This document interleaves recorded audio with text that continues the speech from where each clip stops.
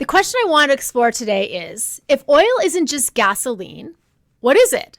Because with everything happening in the world right now, it seems like a really good time to make sure we're all talking about the same thing when we talk about oil and gas. Most of us hear the word oil and immediately think about what goes in our gas tank. But gasoline is only one piece of the story. Let's get into it. My nieces and nephews are all different ages now. Some are still teenagers, some are literally married. And every single Christmas, they still ask for Lego. Not kidding.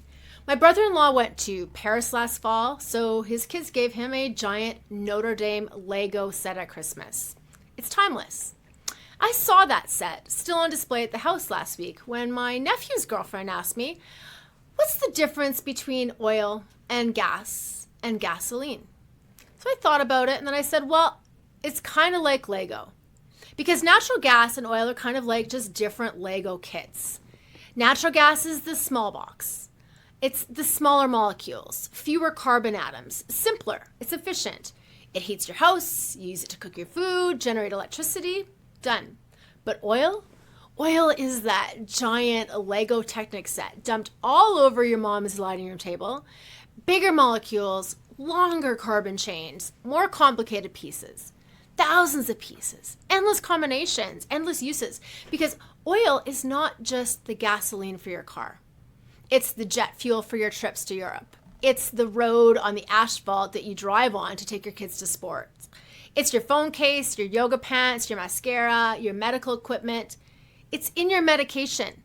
It's in packaging for your food, paint, tires, you bet. And the Lego bricks itself, you bet, made from oil. So when people say we need to get off oil, I'm always kind of wondering, what do they think they mean? And I think a lot of people just mean gasoline, cars, trucks, transportation, and fair enough.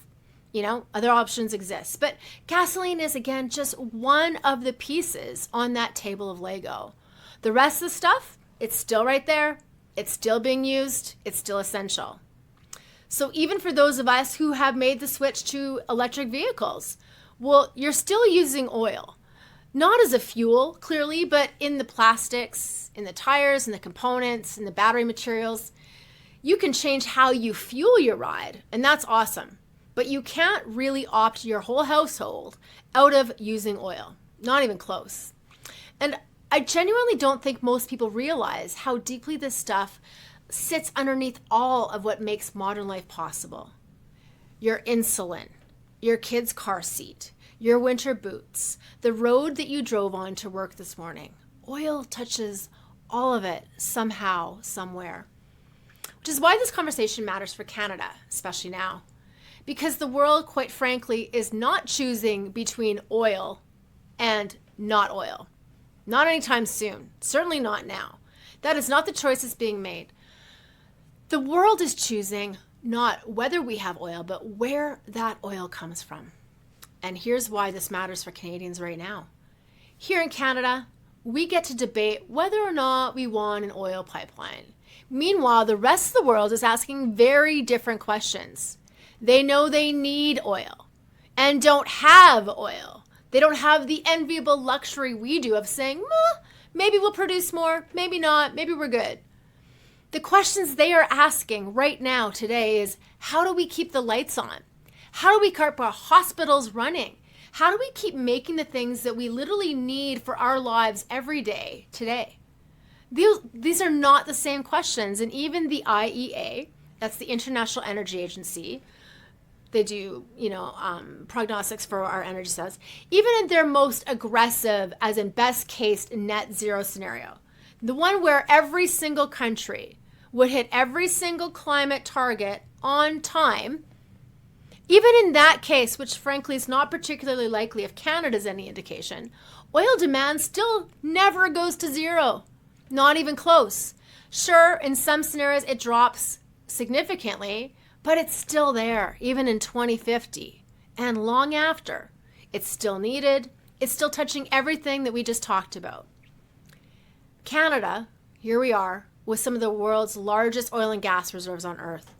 Stable institutions, rule of law, and the geography to reach global markets. We are sitting on an extraordinary opportunity The IEA said it is an amazing opportunity for us, and they hope we seize it.